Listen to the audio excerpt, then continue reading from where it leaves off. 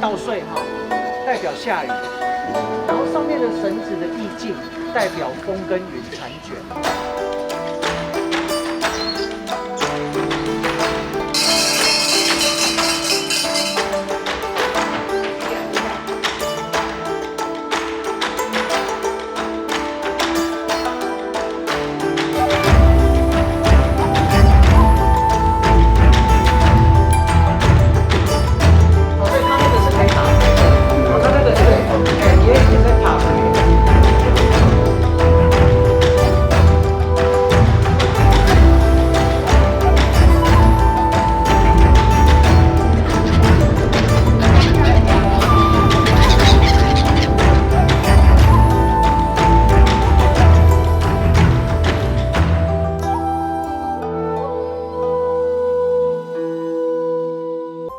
疫情过后的日本之旅，你知道日本的九州枫叶其实是非常美丽的吗？而且来到日本九州，它的枫叶特点在哪边？很简单，日本的九州的枫叶是全日本最晚开的枫叶。疫情过后，我们首发团体来到了日本九州，现在我们就坐在飞机上面，从这机上看整个福冈空港，非常美丽。久违的日本，在这疫情过程当中，大家足足被闷了2年到3年的时间，终于盼到了解封过后，我们可以来到日本。我们这一次的日本九州之旅呢，我们将前往九州很多美丽枫叶景点的地方。我们首要抵达的就是位于北九州的汤布院。九州我相信很多人都去旅游过，但知道九州土地面积大小的人不多，而且九州又分成了北九州跟南九州。北九州跟南九州的地形不同，风景看起来也不一样。虽然它的文化特色都是一样的，但是它有不同地形、不同的风土民情，呈现出完全不同的感觉。我们现在先来到了北九州的汤布院。汤布院又称为叫做游步院啊，它位于九州的大分县呢，是一个非常美丽的温泉小镇。这个温泉小镇因为离日本福冈的市区不远，所以它也是日本上班族公司行号最喜欢来到的旅游景点。那这一个地方就深受日本上班族 OL 女性的喜爱，就跟着东京很多人喜欢去清景泽是一样的概念。现在我们马上就要抵达汤布院喽。汤布院又称为游步院，日本温泉涌出第3位的温泉量啊，它是一个日本的乡下地方，在这个淳朴的温泉乡下呢，旁边有游步山围绕在这四周围，这里呢拥有很不一样的感觉，台语叫做清幽，在九州的景点里面呢非常具有人气。你不管是来这边泡温泉也好，走走它的老街道也好，或者是呢在这边享用它的茶点都好，这些都是漫游汤布院的方式之一。热闹的温泉街道，或者是它美丽的湖泊，甚至你找一个咖啡店吃吃喝喝，都让你感觉非常的休闲啊。那很多人喜欢来到这里看看这里的商店街，吃甜点美食 ice cream 都有啊。而且这里呢还拥有极少数英国特色的小乡村，在这个地方非常让人难以忘怀。那接着我们就继续前往汤布院附近的金陵湖。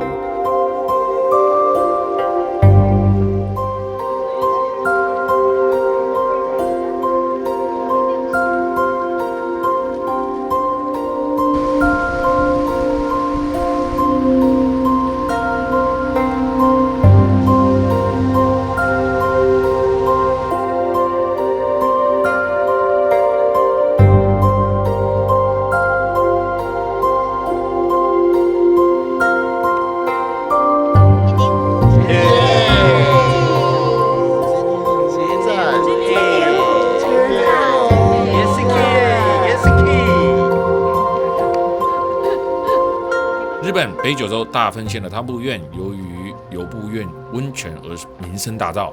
那金陵湖便是其中一个相当热门的景点，也就在汤布院的旁边。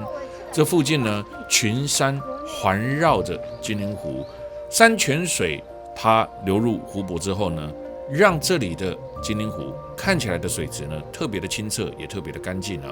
这些湖水呢就融入了温泉水的特性，所以你抓到对的时间点，在清晨的时候，你来到金陵湖，便会看到它飘起了一层烟雾在水面上，就会让人家觉得这里好像是神仙出没的地方。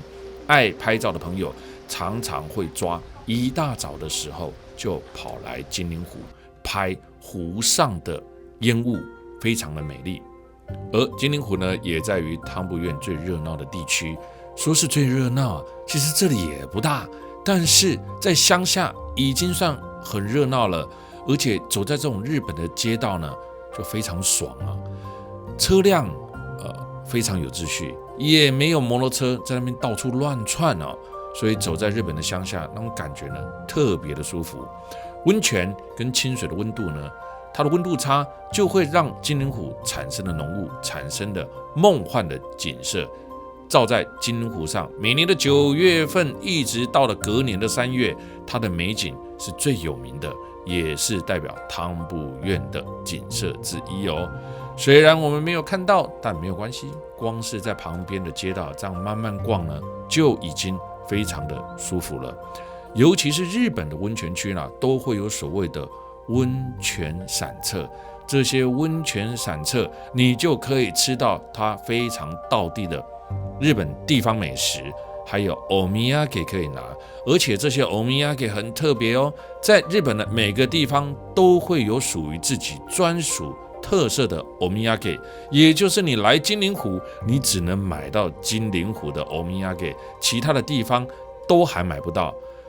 就算是一样的温泉馒头，它上面也会打上金陵湖，就是要跟别人不一样。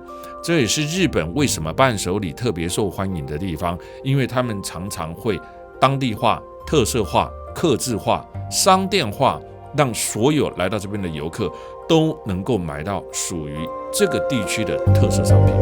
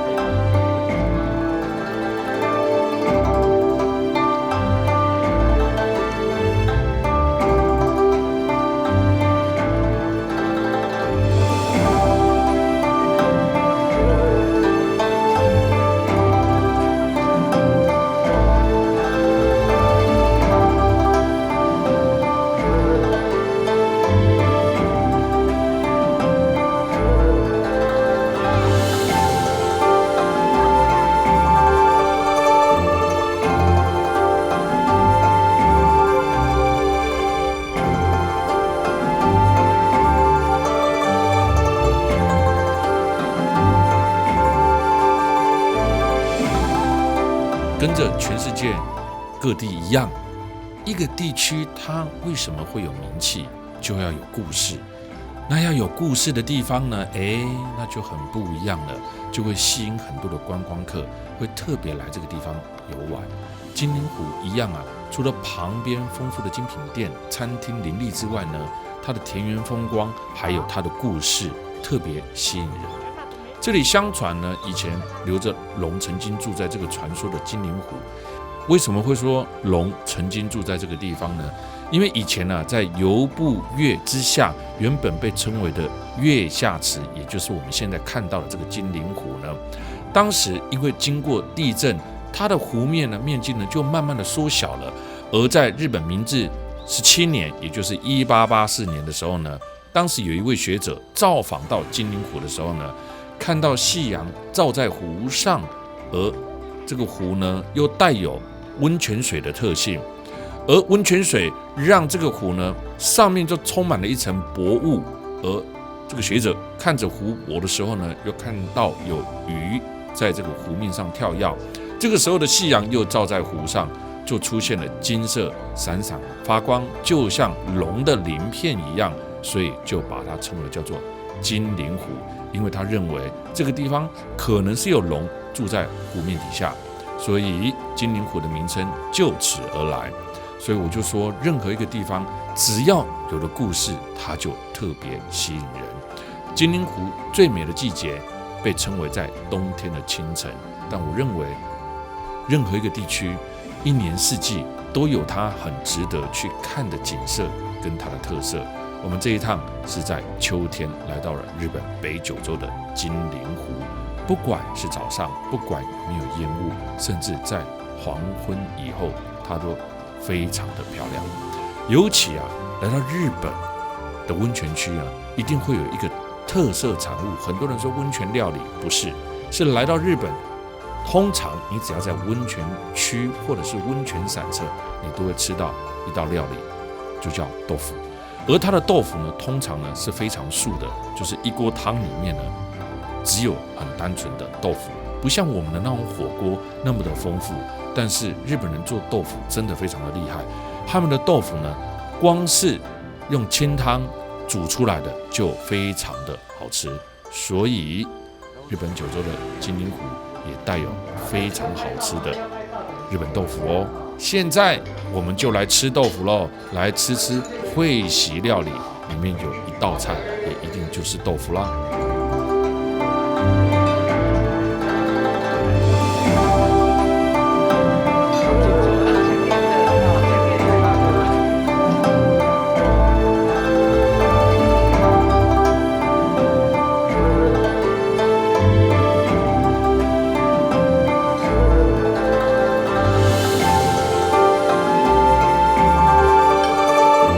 接着我们要前往的是黑川温泉。黑川温泉位于熊本县阿苏地区内陆的一个温泉村。在日本，很多的景点都是在走温泉区域，因为日本大大小小的温泉实在非常非常的多，而每一个温泉区就有它的特色存在。所以我们现在就要前往的是黑川温泉。这个地方可以说是慢慢的进入深山之后呢，你就会发现，哇，整个黑川温泉街道上面呢，有非常多的温泉旅馆。在日本呢，温泉旅馆有一个概念哦，越老的越贵，而不是越新的越贵哦。如果这个泉池有100年以上，那不得了，那这一个温泉旅馆呢，绝对是最有名的。我们现在马上进入到黑川温泉街。这附近的枫叶、它的溪流、自然风光，还有它的温泉散策，都足以让你驻足在这边。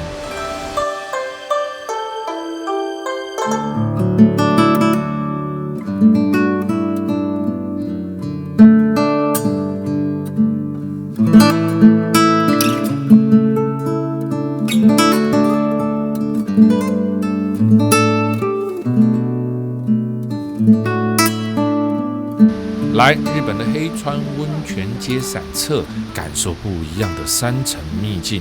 这个地方也被日本的米其林杂志呢列为了米其林的2星景点，也就是很漂亮的意思啦。而且这个地方还有人气的卡士达泡芙，还有瓦吉的铜锣烧。其实旅游是这样，走到哪吃到哪，吃吃喝喝是一件很棒的事情啊。所以旅游它有很多层面哦，除了眼睛看到的还有呢就是心里面感受到的。我一直觉得旅游是一种非常精神层面的东西啦，包括你吃下去的东西，包括你眼睛看到的东西，包括你拿手机起来把这个景点拍下来的这种照片它都带给你非常强烈的精神层面的丰富感。日本米其林2星等级推荐的黑川温泉街，这里交通比较偏远，自助旅行要来这边不容易所以我们坐的巴士来到这个藏在深山中的黑川温泉，感受一下被大自然包起来的感觉。在这里有30多间的日式温泉旅馆，可以好好的选择。住不完但是没有关系我们光是走在这个保留传统样貌、有特色的街道呢，就已经够了。日本米其林2星等级的温泉区，因为隐私够，所以日本很多的明星也特别喜欢来这个地方，因为明星走到哪都会造成轰动嘛，来比较隐秘的地方，比较不会打扰到。谢谢。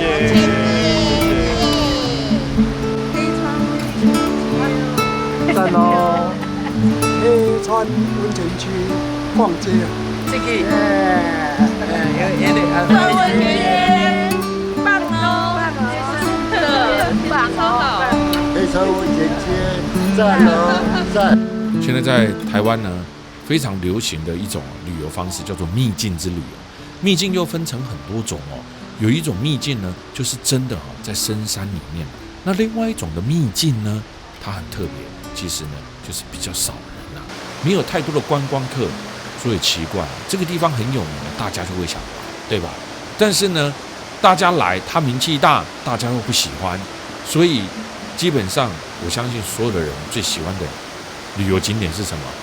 名气很大，但是却没有人，对吧？飞机很大，空位很多，但是没有人，只有我一个人独坐啊。饭店很大，但是呢也没什么人，也只有我一个人独住啊。每一个人都喜欢保有自己的隐私啦。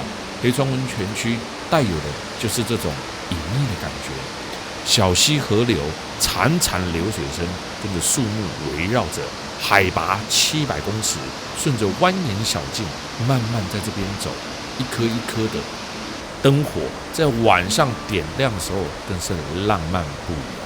就算没有晚上点灯我们一样早上可以看着美丽的枫叶，就听听这些流水声，安内的搞真的就已经很棒了。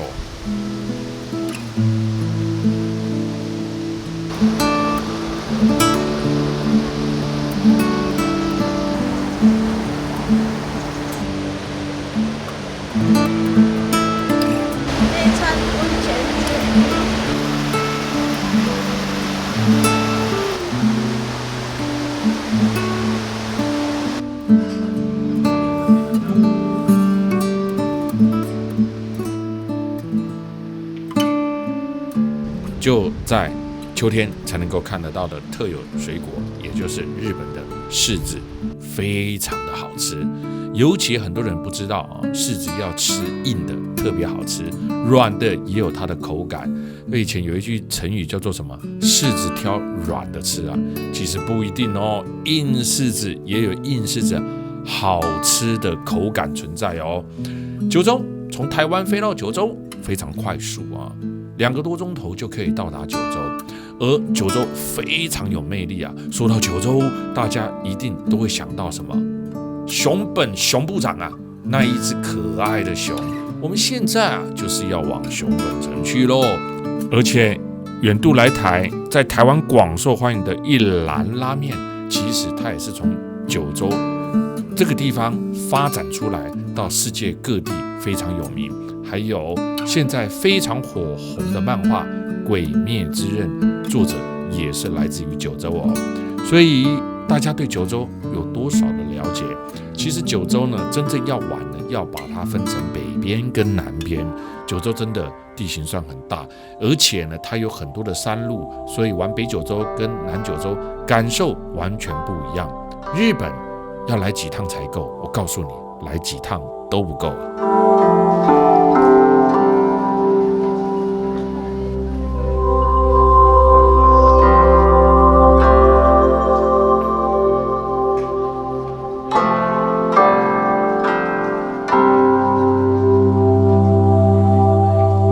在我感觉全世界没有一个民族像日本人这么厉害我相信，也许说到熊本，很多人不知道，但是说到熊本熊，大家一定说我知道，一只黑黑的嘛，好可爱，还有腮红，这就是熊本熊。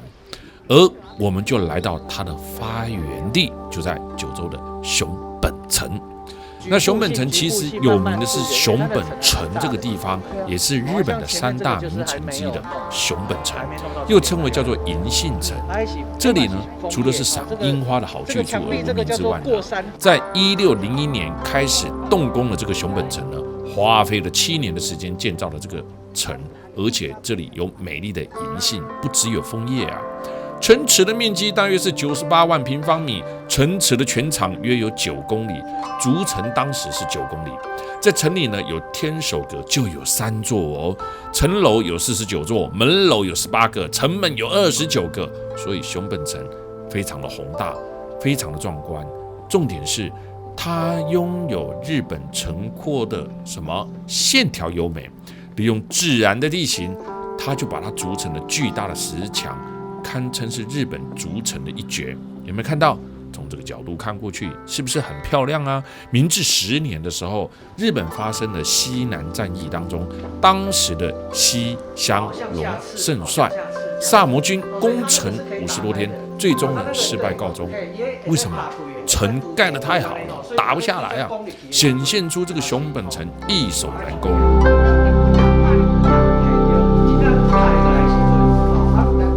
我们现在也看到了一个门，一个阴。这个字是什么字呢？它也念暗，暗的意思不明亮，光线不足，暗房啦，阴暗的意思，幽深的意思。所以我们刚刚可以看得到这个暗夜通路，用石墙打造的地下通道，这是为什么？预防敌人入侵啊，这里面呢可以互相串通啊。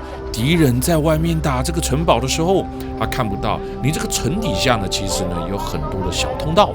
而且呢，在小天守的石墙上面，还有被称为叫防忍的防忍，那个忍是忍者的忍，预防敌人入侵的铁刺等等啊。因为以前日本有忍者嘛，忍者全身都要穿黑黑的，走路没声嘛，这样才能突袭啊。所以在这里面设计了一系列，把这个城堡保护得很好。城堡的四周都可以看得到许多防卫战争时可派上用场的设计，所以看这个城堡有个特色，一边寻找巧思设计，一边来观赏城堡，这才是旅游真正的定义，享受熊本城的方法之一。很多人在旅游的时候，你是用什么心态在旅游啊？你是走马看花的旅游 OK 啊，你是喜欢拍照的旅游 OK 啊。但是我觉得你也可以换一个方式，什么方式呢？就是呢，驻足下来，听听风声，还有呢，听听鸟叫的声音，用心好好去感受一下。我强调过了，旅游是一个心灵层面非常大影响力的方式之一。全世界最快乐的药就是旅游这一帖药。那在熊本城的附近，当然也有卖一些吃的，有一些欧米亚给，而且熊本城里面还有很多的绘图古文书，包括墙壁多有金箔，装饰十分豪华，非常建议大家有机会的时候可以来到熊本城来佚佗。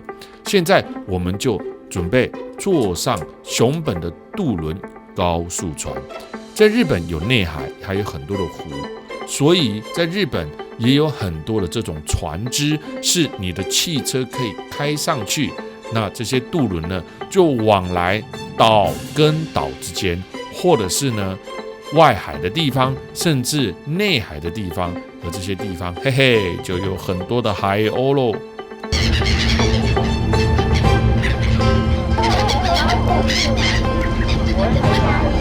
希望我就不要给我搞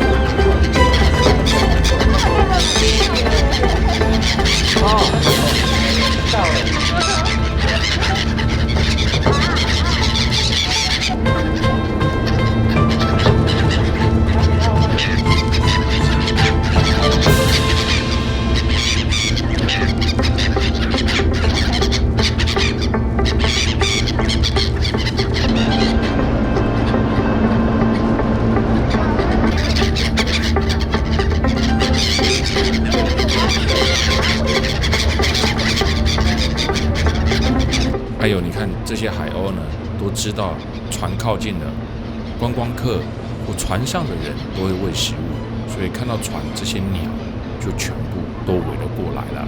那对我们来讲呢，因为台湾这种海鸟比较少一点呢，所以看到都非常的新奇啊。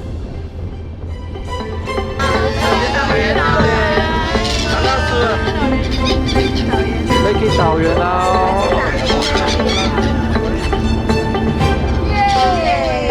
看到出来旅游的人们，我都会觉得很开心，也会觉得很快乐。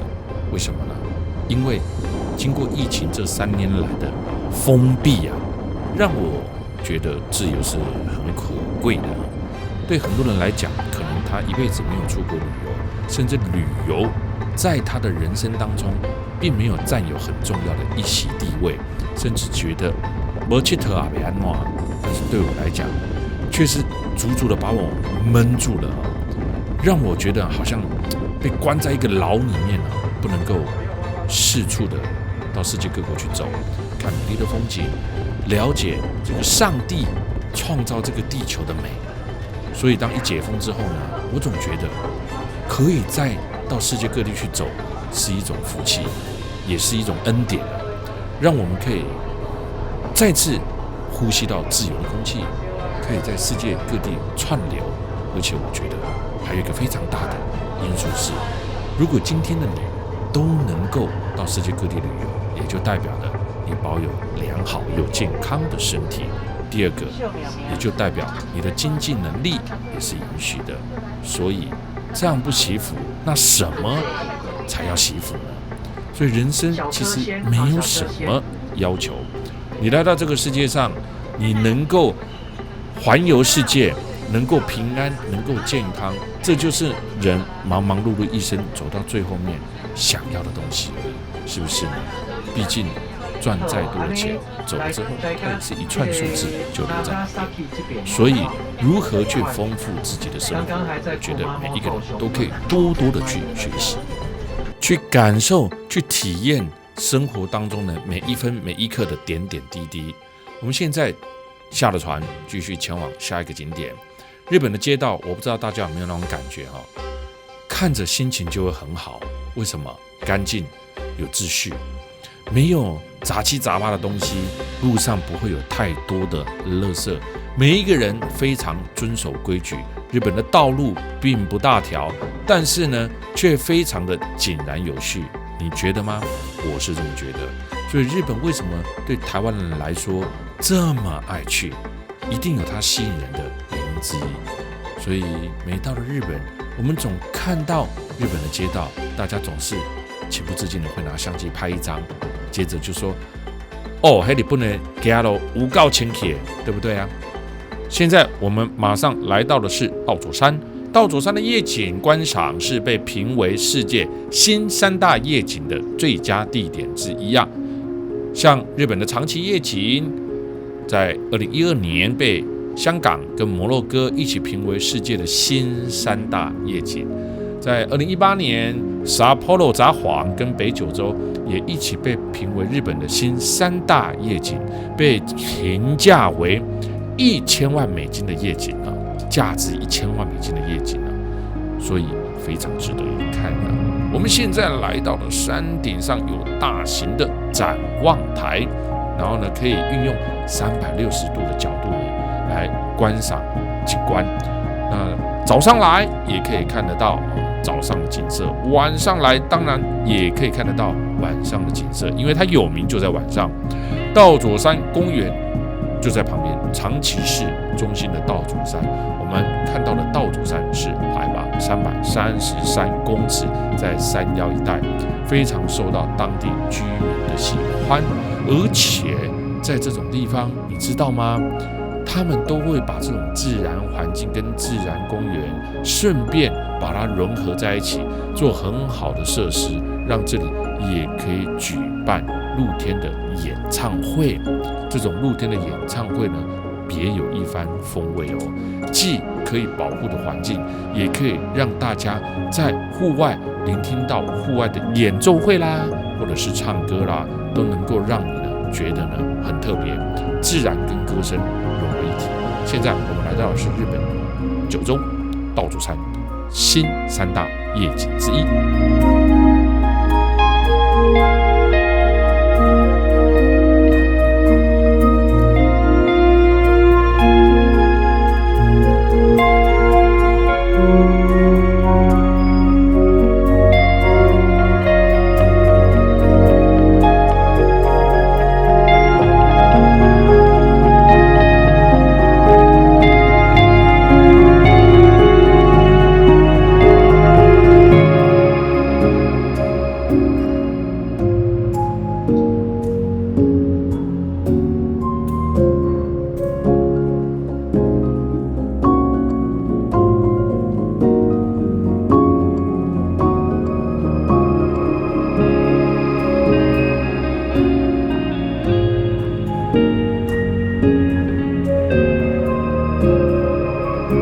赞不赞啊？夜景看完，我们看日景，而且这还要坐缆车啊！这里的缆车设计呢，是给法拉利做设计的设计师完成了可以360度的观赏缆车之外呢，这里也有山顶的轨道车。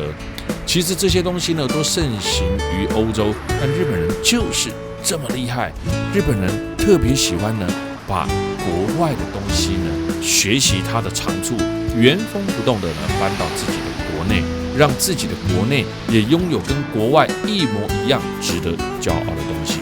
所以日本我们可以看得到路面电车，也可以看得到登山缆车，有很多都是来自于欧洲的学习哦。现在我们看到的是早上的道祖山，长期设计的白天场景。Hello， 大家好，我是小王 Eddie 王启春。今天呢，一样要来介绍一种食物，因为今天我们要介绍日本，我们就来介绍我们大家都很喜欢吃，尤其是小朋友最喜欢吃的，叫做什么豆皮寿司。那这个豆皮寿司，你知道也是日本人的最爱。豆皮寿司基本上要先经过什么油炸，然后还有带一点甜味，里面塞满了这个醋饭、米饭。那在我们台湾吃到的豆皮寿司呢，醋它不会放那么重，对不对？那在日本，如果你吃过日本的豆皮寿司，你就会发现日本的豆皮寿司里面的醋放的比较重，因为地方文化不同嘛。它引进到了台湾之后呢，当然会针对着台湾的口味，稍微要调整一下下。那说到这个寿司，我们听过很多握寿司、鲔鱼寿司、什么寿司、花寿司，很多，对不对？那为什么日本人这么爱豆皮寿司？其实很简单，这个跟着旅游也有相大的一个关系啊。什么原因呢？我们知道日本有一个叫做稻荷神，对不对？稻荷神它掌管的就是米、茶还有清酒这3样。那稻荷神的信使，它的代表动物呢，就是什么？白狐狸。所以我们常常在日本的神道教的仪式当中，还有它的庆典当中，甚至动漫当中，我们可以看得到戴着白色狐狸的面具，代表是什么？代表着稻荷神他的信使白狐狸。而白狐狸最喜欢吃的是什么？最喜欢吃的就是豆皮啊，炸豆皮。那以前的人呢，为了呢这个供奉这个稻荷神呢，就会把这个白豆皮里面啊那个豆皮啊塞满了米饭。那因为稻荷神又掌管了米、茶、清酒，对吧？所以就把这个当作是祭献给稻荷神的。这样了解吗？所以豆皮寿司跟稻荷神是有相当大的关系哦。那再加上1836年的时候，日本它发生了这个饥荒嘛，那这个饥荒呢，就导致成人们要很多肉不能吃，也很难得到这个肉，所以呢，他们为了得到脂肪的来源，豆皮是最好取得的。豆皮再塞满了米饭，它就变成脂肪很好的来源喽。所以这个时候，它既容易取得，又很方便，自然而然也就变成了在日本当时所流行的稻荷寿司，也叫做豆皮寿司。很多人也会把它昵称叫做什么狐狸寿司。OK， 所以我们常常有吃到的豆皮乌龙面，对不对？在日本有时候你看到它翻译，它会写什么？它会写狐狸乌龙面，原因就是这样来的。所以当我们如果开始在吃豆皮寿司的时候，我们可以想到的就是什么？稻荷神。所以这很简单，有时候我们对一个国家的文化跟历史呢，啊，你要去记它，很辛苦，对不对？但是呢，换了一个方式去了解它，你马上就很清楚知道它的来由是什么了。这就是逗比说是跟道和神社的关系。来吧，来吧。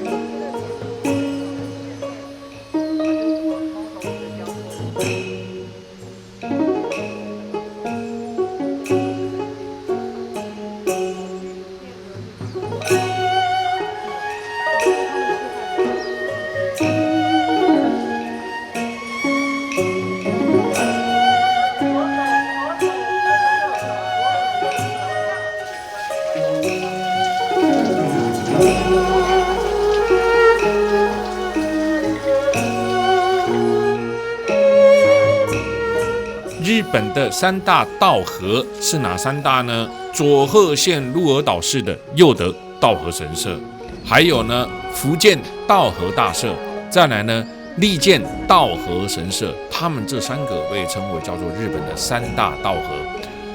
道和是什么？供奉着衣食住的守护神的神社啊，因为据说能够提升什么金钱运，实现什么生意兴隆，再来呢恋爱圆满等等愿望。所以咯，佑德的道和神社极具灵气的景点，广为人知。佑德道和神社，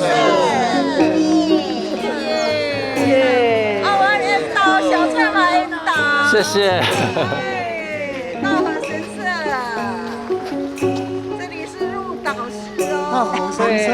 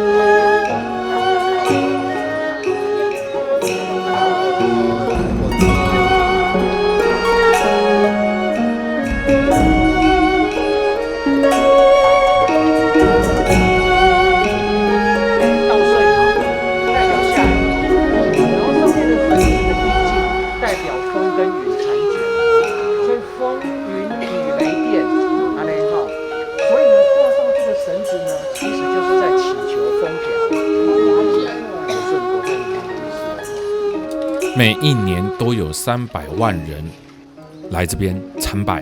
九州的神社当中呢，它仅次于大宰府的天满宫，所以佑德的道和神社非常非常有名的。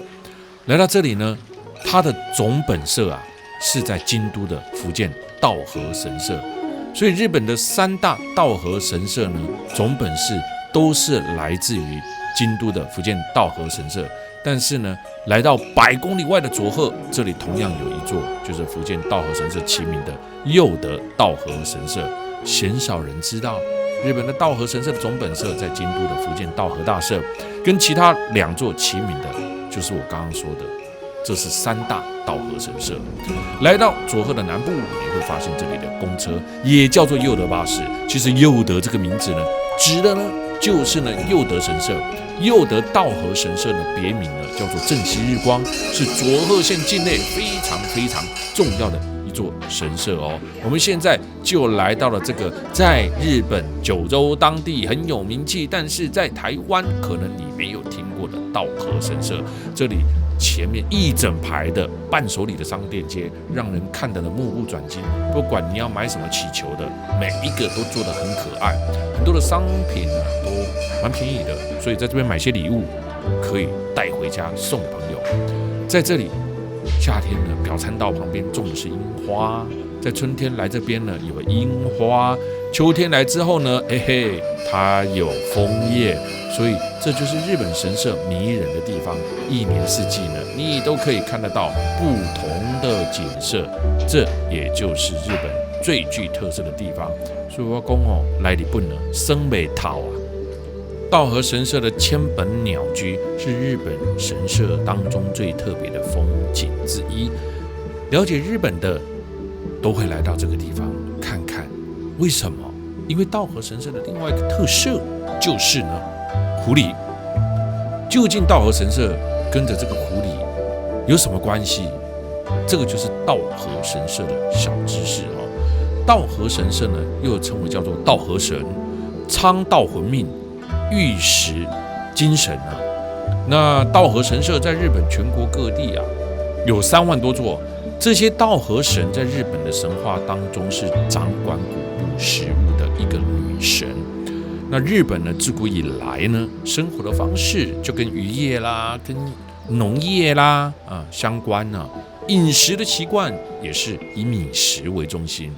因此，道和神它就会变成我们一般日常人生活当中最亲近的神明嘛，因为人每天都要吃嘛，掌管你的3餐、你的食物。道和神的信仰呢，起源就来自于它的总本社京都的道和山。在西元711年创立的京都福建道和大社就是它的总本社，距今已经有1300多年的历史了。之后慢慢扩散到日本的全国各地，而我们现在可以看得到很多的鸟居，这些鸟居呢也很特别。为什么？做生意的如果在这边祈求的愿望有灵验，你就可以设一个鸟居在这边啊。那当时在江户时代，商业生活开始变得发达，纺织业、养蚕、制酒业、农业息息相关的产业蓬勃发展，所以当时很多在京都经商的商人因此而致富。因此道和神就慢慢转变成为它是一个让你生意兴隆，然后呢让你商业繁盛、商人信仰的一个神了。至今呢，人受到许多企业、工厂、商店的喜欢啊，所以你来到道和神社，你就可以看得到道和神社里面就有很多的鸟居。那千本鸟居就是道和神社的特色，因为只要有赚钱的，你就会在这边立一座鸟居，越立越多，就好像上千座一样。所以很多人在讲千本鸟居在道和神社，用意就是这样子的，因为它可以掌管你的财物嘛，它可以让你钱财丰收，所以就有很多人在这边设立鸟居。造访道和神社的时候，都会有这一整排朱红色的鸟居，你会被它吸引，这是道和神社最大的特色之一。千本鸟居的千，意思就是多数的意思，它不一定有1000座，但是千就是多的意思。那个千本的本呢，讲的就是数量词。所以千本鸟居并非只有1000座鸟居，事实上，京都的福建道和大社境内的鸟居，据说就超过了1000了，1万多座啊，比一般小的道和神社数十座、数百座还要来得多。那为什么要在道和神社设立千本鸟居呢？道和神社的广立鸟居的习惯，大约在江户时期的后期。最初是参拜者为了答谢神明的保佑，让你得偿所望啊，愿望实现，奉纳给神社的贡品。渐渐的，奉纳的人越来越多，就形成了长长的鸟居隧道。当人们通过这些象征希望愿望能够实现的鸟居，哇，你知道就很有福气。奉纳的鸟居上面都会写上奉纳者的姓名、商号、日期等等哦。